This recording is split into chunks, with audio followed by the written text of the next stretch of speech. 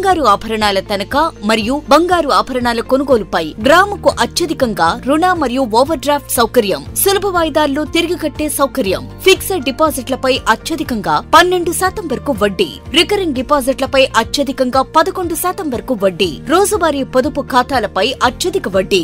Star Srinidhi limited, Sri avenue మొదటి అంతస్తు, మోటుపల్లివారి వీధి, Kothapeta, Tenali. Cardiac multi speciality hospital, Kothapeta, Tenali. Kennedy institute of grammar and spoken English, Tenali. 45 సంవత్సరాలుగా English భాషలో వేలాది మంది విద్యార్థులకు శిక్షణ ఇచ్చిన ఏకైక సంస్థ Kennedy institute. English grammar, spoken English, public speaking, interview skills, teachers training. October 24 నుంచి కొత్త బ్యాచ్ ప్రారంభం. వెంటనే సంప్రదించండి. BJRK MA English. Phone number 7013606008. హమాస్పై యుద్ధం పేరిట ఇజ్రాయెల్ సైన్యం కొనసాగిస్తున్న భీకర దాడుల్లో సాధారణ పాలస్తీనియన్లు బలవుతున్నారని, యుద్ధాన్ని వెంటనే విరమింపచేసి శాంతియుత వాతావరణం నెలకొల్పాలని తెనాలి వహాబ్ చౌక్లో పెద్ద సంఖ్యలో ముస్లింలు దువా నిర్వహించారు. పట్టణంలోని ముస్లింలు వహాబ్ సెంటర్లోని జాతీయ జెండా కిందకు చేరి ముస్లిం పెద్దలు ప్రత్యేక ప్రార్థనలు చేశారు. ప్రపంచ దేశాలన్నీ యుద్ధాన్ని నిలిపివేయాలని విజ్ఞప్తి చేస్తున్నా ఇజ్రాయెల్ లెక్క చేయటం లేదని ఆవేదన వ్యక్తం చేశారు. పెద్ద సంఖ్యలో భవనాలను నేలమట్టం చేయటం, ఆశ్రయం పొందుతున్న భవనాలకు సైతం మట్టు పెట్టి ఎంతోమంది ప్రాణాలను బలి తీసుకోవటం అత్యంత దారుణమని ఆవేదన వ్యక్తం చేశారు. తెనాలిలోని ముస్లిం పెద్దలతో పాటు వివిధ పార్టీల్లో ఉన్న ముస్లింలు ఆ పార్టీలకు అతీతంగా వహాబ్ చౌక్లోకి చేరుకొని ఈ దువా కార్యక్రమాన్ని పెద్ద ఎత్తున నిర్వహించారు. షేక్ గోల్డ్ రహిమా పర్యవేక్షణలో ఈ కార్యక్రమం నిర్వహించారు. మదీనా మసీద్ ఇమాం ముఫ్తీ షేక్ ఉస్మాన్ సాహెబ్ ఆధ్వర్యంలో ఈ దువా కార్యక్రమం నిర్వహించారు. ఈ కార్యక్రమంలో దుబాయ్ బాబు, సుబానీ, డాక్టర్ రియాజ్ ఖాన్, కుద్దూస్, జాకిర్ హుసేన్, షేక్ ఫరీద్, తాజుద్దీన్ ఖాన్, జిలానీ, జానీ, నాజర్ తదితరులు పాల్గొన్నారు. దానికి చాలా పవిత్రమైన స్థలం. ఆ స్థలం అందరూ కూడా సమానంగా ఉండాలాడ. ప్రపంచంలో ఎక్కడైనా సరే యుద్ధం జరిగితే సామాన్య పౌరులు కానీ, పిల్లలు కానీ, స్త్రీలు కానీ ఎవరు మరణించకూడదు. అది ఏ భగవంతుడైనా ఎవరైనా ప్రార్థించేది ఒకటే, అందరం సుఖశాంతులతో ఉండాలని, ఐక్యంగా ఉండాలని. అలాంటి చోట ఇజ్రాయిల్ బందీలుగా చేసేసి ఒక కంచి కట్టేసి దాని మీద బాంబులు వేసి వాళ్ళకి ఆహారం కానీ, వైద్యం కానీ, డాక్టర్లు కానీ ఏమి లేకుండా నిర్బంధించి చంపటం అనేది ప్రపంచంలో అది ఘోరమైన నేరం. అది ప్రపంచ దేశాలు కూడా ఖండించాలి. అలాగే మేము అన్ని ఎటుపక్షాన అమాయకులు మరణించినా, అది ఏ దేశమైనా, భారతదేశం, ప్రపంచంలో ఏడైనా ఏ ఉగ్రవాద చర్యనైనా అందరం ఖండించాల్సిందే. దాన్ని ప్రపంచవ్యాప్తంగా అమాయక ప్రజల్ని, పిల్లల్ని, స్త్రీలని, ఆ దేశ ఆర్థిక వ్యవస్థని కుంభేసి తినడానికి తిండి కూడా లేకుండా బాధపడే పరిస్థితులు ఉండకూడదని భగవంతుడు అల్లాని ప్రార్థిస్తానికి ఈ కార్యక్రమం చేపట్టాం. ఈ కార్యక్రమానికి వచ్చిన ప్రతి ఒక్క నాయకులకి, ప్రజలకి, అందరికీ హృదయపూర్వకంగా నమస్కారాలు. ఇజ్రాయెల్ అనే దేశం ప్రపంచ పటంలో లేనటువంటి వాస్తవం మనందరికీ తెలిసింది. 1943లో శరణార్థులుగా శరణు వేడుకుంటూ అరచేతిలో ప్రాణాలు పెట్టుకొని వస్తే వాళ్ళ పట్ల దయతలిచి ఇస్లాం యొక్క సందేశాన్ని అనుసరించి వాళ్ళకి ఆశ్రయం కల్పించినటువంటి పాలస్తీనాల మీద దాడి చేస్తూ వాళ్ళ దేశం నుంచే వాళ్ళని వెళ్ళగొట్టే విధంగా కొన్ని లక్షల వాళ్ళ గృహాలని భూస్థాపితం చేశారు. 41 కిలోమీటర్ల పొడవు, 21 కిలోమీటర్ల వెడల్పు ఉన్నటువంటి ఒక గాజా ప్రాంతంలో వాళ్ళని ఒక బహిరంగ జైలు లాగా చుట్టూ గోడలు నిర్మించి దాని మీద వరకు వాళ్ళు పరిమితం చేశారు. ఎంత దారుణమైన సంఘటన అంటే ఒక దేశం నుంచి వెళ్ళగొట్టి ఒక ప్రాంతానికే పరిమితం చేశారు. సరే, ఆ ప్రాంతంలో వాళ్ళు బతుకుతుంటే అలా కూడా బతకనివ్వకుండా వాళ్ళ మీద భీకరమైన దాడులు. అటు నుంచి ఇజ్రాయెల్ వైపు నుంచి ఏమన్నా బాంబులు వెళ్తే కనుక సైనిక చర్య.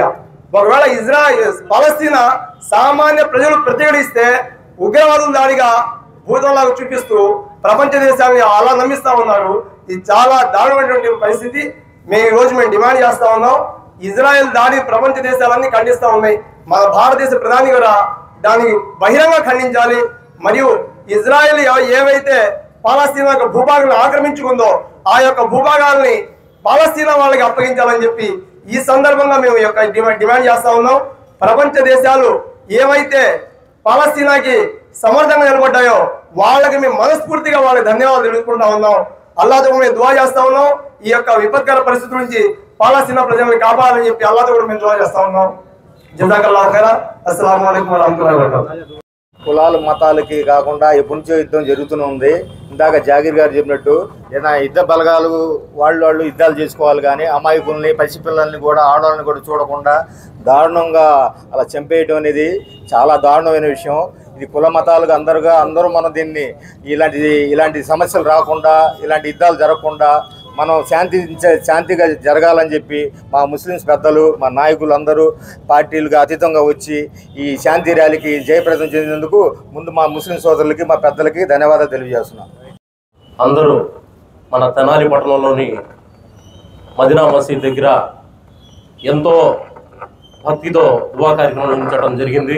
ఈ కార్యక్రమంలో ప్రతి ఒక్కరూ పాల్గొని సహకారం అందించిన ప్రతి ఒక్కరికి ధన్యవాదాలు తెలియజేస్తూ, ఇజ్రాయెల్ చేస్తున్న దాడుల్ని దేశంలో ప్రతి ఒక్కరూ తీవ్రంగా వ్యతిరేకిస్తున్నారు. ఎవరో కొంతమంది మతోన్మాదులు దీన్ని పూచిగా చూపించి హింస చేస్తున్నారు. కాబట్టి వారికి ఖచ్చితంగా ఆ పవిత్రమైన అల్లాహే ఖచ్చితంగా శిక్షిస్తారని, వారి కోసం, వారి కుటుంబాల కోసం ఎవరైతే అక్కడ ఇజ్రాయెల్ దాడులకి మరణించారో, చిన్నపిల్లలు, పసిపిల్లలు ఎంతో నరకయాతనతో హాస్పిటల్లో ఉన్నా కానీ అక్కడ దాదాపు ఒక 500 మంది మీద బాంబు దాడి చేసి వారు హింసించడం చాలా దారుణం. ప్రతి ఒక్కరూ దీన్ని ఖండించి వారి ఆత్మకి శాంతి చేకూర్చాలని పవిత్రంగా మన మదీనా మసీద్ దగ్గర పెద్దలు అందరూ కలిసి దువా కార్యక్రమం చేసినందుకు, ప్రతి ఒక్కరు దీంట్లో పాల్గొంటున్నందుకు ప్రతి ఒక్కరికి హృదయపూర్వక ధన్యవాదాలు తెలియజేస్తున్నాను. దువా కార్యక్రమంలో శాంతియుతంగా దువా కార్యక్రమం జరపాలని వహాబ్ చౌక్లో నిర్ణయించుకుని ఈ దువా కార్యక్రమంలో పాల్గొన్న వారందరికీ ప్రత్యేక ధన్యవాదాలు. ఎందుకంటే మేము ప్రపంచవ్యాప్తంగా ఈరోజు చూస్తున్నారు ఏ విధంగా పాలస్తీనాలో చిన్నపిల్లలు హాస్పిటల్ మీద కూడా దాడులు జరుగుతా, యుద్ధంతో సంబంధం లేని వాళ్ళ మీద కూడా యుద్ధాంశం చేసి భయప్రాంతులను చేసి అక్కడ చిన్నపిల్లలకు కూడా చూడకుండా ఆ విధంగా యుద్ధాంశం చేస్తున్నారు. దాన్ని మేము ఖండిస్తూ ఈరోజు ప్రపంచ దేశాలు మొత్తం దాన్ని ఆపి శాంతియుతంగా అన్ని దేశాలు శాంతియుతంగా ఉండాలని ఈ కార్యక్రమం చేపడటానికి ముఖ్య కారణం. ఈ కార్యక్రమాలు దువా చేసుకొని మేము వారికి అల్లా యొక్క దువా ఎవరైతే దాంట్లో చనిపోయి ఉన్నారో వారికి దేవుడు పెద్ద స్థానం ఇవ్వాలని కోరుకుంటూ ఈ కార్యక్రమాన్ని జరపడం జరుగుతుంది. ఈ కార్యక్రమాన్ని వచ్చిన ప్రతి ఒక్కరికి పేరు పేరున ధన్యవాదాలు తెలియజేస్తున్నాం. ప్రపంచవ్యాప్తంగా ఇజ్రాయెల్ ఏ విధంగా అయితే ముస్లిం కంట్రీ పాలస్తీనా మీద దాడి చేస్తుందో ప్రపంచవ్యాప్తంగా అందరూ గమనిస్తూనే ఉన్నారు. మరి అన్ని దేశాలు కూడా దీన్ని ముక్త కంఠంతో ఖండిస్తూనే ఉన్నారు. యుద్ధం అనేది జరిగితే ఆ దేశం యొక్క సైన్యం, ఈ దేశం యొక్క సైన్యం చూసుకొని ఎవరి బలబలాలు ఏమిటో తెలుసుకోవాలి. కానీ సామాన్య పౌరుల మీద, హాస్పిటల్స్ మీద, మసీదుల మీద మానవతా దృక్పథం లేకుండా ఒక పశువుల్లాగా ప్రవర్తిస్తూ జీవహింస అనేది పాలస్తీనాలో కొనసాగిస్తున్నారు. ఇది చాలా దారుణం. మరి మన ప్రధానమంత్రి నరేంద్ర మోడీ గారు కూడా దీన్ని ముక్తఖండంతో నిన్న ఖండించడం జరిగింది. ఏదైనా సరే మానవ వినాశనం అనేది చాలా దారుణం. ఏదైనా మీకు ఈ ఇజ్రాయెల్ పాలస్తీనా యుద్ధం అనేది గత 100 సంవత్సరాల నుంచి జరుగుతున్నదే. ఇది చరిత్ర చెప్తున్న నిజం. మరి శాంతి దూత యాసర్ అరాఫత్ గారు ఎంతో కృషి చేసి ఆయన ఉన్న రోజులు అక్కడ యుద్ధం జరగకుండా ప్రశాంత వాతావరణం నెలకొల్పడం కూడా జరిగింది. ఆయన వెళ్ళిపోయిన తర్వాత ఇజ్రాయెల్ పాలస్తీనా మధ్య కొన్ని దుష్ట శక్తులు అక్కడ యుద్ధానికి ఉసిగొలిపి సామాన్య పౌరుల్ని బలి తీసుకున్నారు. కాబట్టి ఈ యొక్క హింసని ఎమ్మటే ప్రపంచ దేశాలు ముక్తఖండంతో ఖండించి ఈ యుద్ధాన్ని తక్షణమే ఆపాలని చెప్పి ముస్లింస్ తరఫున, తెనాలి పట్టణ ముస్లిం తరఫున మా ముస్లిం పెద్దలందరూ మేము ఇక్కడ మదీనా మసీదులో నమాజ్ చేసుకొని వార్ చౌక్లో దువా కార్యక్రమం చేసుకోవడం జరుగుతుంది. మరి యొక్క యుద్ధాన్ని తక్షణమే ప్రపంచ దేశాలు స్పందించి ఈ యుద్ధాన్ని ఆపి జీవహింసని అరికట్టాలని చెప్పి నేను ఈ సందర్భంగా మనవి చేసుకుంటూ ఇక్కడికి వచ్చినటువంటి మా ముస్లిం సోదరులందరికీ ప్రత్యేక ధన్యవాదాలు తెలుపుకుంటూ, అనురాగాల మధ్యలో జీవనం కొనసాగాలనే మంచి సంకల్పంతో ఐక్యరాజ్య సమితి సైతం చిన్న చిన్న అంతర్యుద్ధాలు ఇట్లాంటి లాతి వారసత్వ యుద్ధాలు ఏదన్నా ప్రకటించినప్పుడు ఐక్యరాజ్య సమితి కల్పించుకొని శాంతి నిలుపుకోవాల్సిన బాధ్యత ఈరోజు దాని మీద ఉంది. అదేవిధంగా కొంతమంది పాలస్తీనాకి మద్దతు ఇవ్వడం, కొంతమంది ఇజ్రాయెల్కి మద్దతు ఇవ్వడం. ఈరోజు చిన్న దేశం, కడు పేద దేశం, తినడానికి తిండి కూడా లేకుండా ఒక పూట తినటం, మంచినీళ్ళు తాగటం, లేకపోతే మురుగునీరు తాగుతాను బతుకుతున్నారు. పిల్లలు, మహిళలు నిర్దాక్షిణ్యంగా చంపేస్తున్నారు. ఈ యొక్క పరిస్థితి మారాలి. ఖచ్చితంగా శాంతి నెలకొల్పబడాలి. యుద్ధాన్ని తక్షణమే నిలుపుదల చేసి పాలస్తీనాని కాపాడాలి. ఆ విధంగా దేశవ్యాప్తంగా, ప్రపంచవ్యాప్తంగా కూడా, మరి ముఖ్యంగా భారతదేశ ప్రధాని కూడా కోరుతా ఉన్నాం. ఈ యుద్ధాన్ని ఆపే విధంగా, పాలస్తీన్ని కాపాడే విధంగా చర్యలు తీసుకోవాలి. శాంతి నెలకొల్పబడాలంటే సంకల్పంతో ఈరోజు రేమా గారి నాయకత్వంలో అందరినీ కూడబెట్టుకొని ఇక్కడ ప్రార్థన చేయాలి. అందరూ శాంతిగా ఉండాలనే సంకల్పించినందుకు ప్రత్యేకంగా వారికి ధన్యవాదాలు తెలియజేసుకుంటూ, పెద్ద ఎత్తున ముస్లిం సోదరులు అందరూ కూడా ఈ యొక్క కార్యక్రమాన్ని విచ్చేసి ప్రార్థనలు విచ్చేసినందుకు అందరికీ కూడా పేరు పేరుతో ధన్యవాదాలు తెలియజేస్తాం. ज़्यादा ख़तरनाक वहाँ पर क़िबला अव्वल बैतुल मक़दिस पर बहुत ही बमबारी की जा रही है और वहाँ के मुसलमानों को शहीद किया जा रहा है। छोटे छोटे मासूम बच्चों को परेशान किया जा रहा है। ऐसे छोटे बच्चे कि जो अभी खेलने की उम्र तक नहीं पहुँचे, उन बच्चों को शहीद कर दिया जा रहा है। और उन मासूम बच्चे तब भी यही कह रहे हैं कि हम क़िबला अव्वल बैतुल मक़दिस का हम साथ देंगे, हम उसकी हिफाजत करेंगे।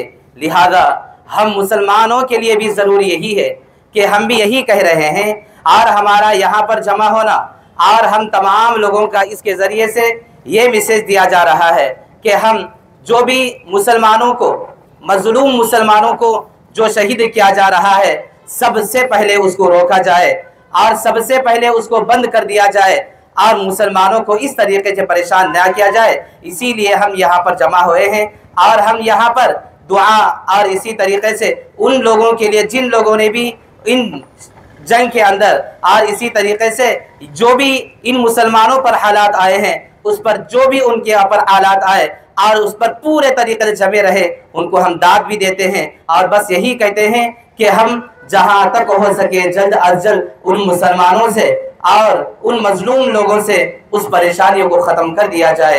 इंशाअल्लाह अभी थोड़ी देर में दुआ होगी, इसलिए जितने भी मुसलमान भाई हैं जल्द अज जल्द पहुंचने की कोशिश करें ताकि धूप भी है और जो पहले आ चुके हैं उनको परेशान ना हो। और इसराइल की जो जंग है, मुख्तसर सा समझ लीजिए, ये इसराइली, ये यहूदी, ये उज़ैर अलैहिस्सलाम की कौम है। दुनिया में सबसे कम यही कौम है यहूद, लेकिन ये बड़ी मक्कार, बड़ी जाबिर और जालिम कौम है। नंबर 2, ये दिल में एक इरादा रखकर फ़लस्तीन को पहुंची कि हम सारे सरजमीन फ़लस्तीन को कब्जा करेंगे, लेकिन दाखिल हुए कैसे? झाड़ू देने वाले नौकर की तरह इस अर्ज़ फ़लस्तीन में दाखिल हुई। काम करते करते करते ज़मीनें ख़रीदने लगे। फिर उसके बाद जब मुसलमानों को मालूम हुआ कि लोग ज़मीनों के भी मालिक बन रहे हैं, तो वहाँ के उलमा से कहा गया कि इनको रोको, फतवा दो। तो उलमा ने फतवा दिया। तो फिर इन लोगों ने फिर एक मक्कारी की, क्योंकि मक्कार कौम है, इसलिए लबनान के ईसाइयों को पकड़ा। ईसाइयों से जाकर कहा कि तुम ज़मीन खरीदो, तुमसे हम फिर ज़मीन खरीदेंगे। फिर उसके बाद मुसलमानों को मालूम हुआ तो फिर उलमा ने फतवा दिया कि उनको ज़मीनें मत बेचो। फिर उसके बाद अमारात के ईसाइयों के पास गए, अमारात के मुसलमानों के पास गए, फिर मुसलमानों से इन लोगों ने ज़मीनें खरीदी। फिर मालूम हुआ, तब उलमा ने फिर फतवा दिया कि इनको ज़मीन मत बेचो। लेकिन उस वक्त तक इसराइल की यानी फ़लस्तीन की आधी ज़मीन खरीद चुके थे, बड़े बड़े दामों में इन्होंने खरीदा। लेकिन किसको पैसा कड़वा है? पैसे के ऊपर जैसे 1 रुपये की जगह वो लोग हजार रुपये दिया करते थे, 1 लाख की जगह करोड़ों के रुपए देकर ज़मीनें उन्होंने खरीदी। इस तरीके से अर्ज़ फ़लस्तीन उनके कब्जे में गया। फिर उसके बाद उन्होंने सामान तैयार किया और फिर मुसलमानों पर वार करने लगे। इस तरीके से मेरे भाई इन लोगों ने हुकूमत हासिल की। आज फिर चोरी सीना जोरी का मसला है, चोरी सीना जोरी। फिर भी ये यहूद बड़ी बुज़दिल कौम है, बड़ी मक्कार कौम है, बड़ी जाबिर और बड़ी जालिम कौम है। इनका जबर बहुत मशहूर है।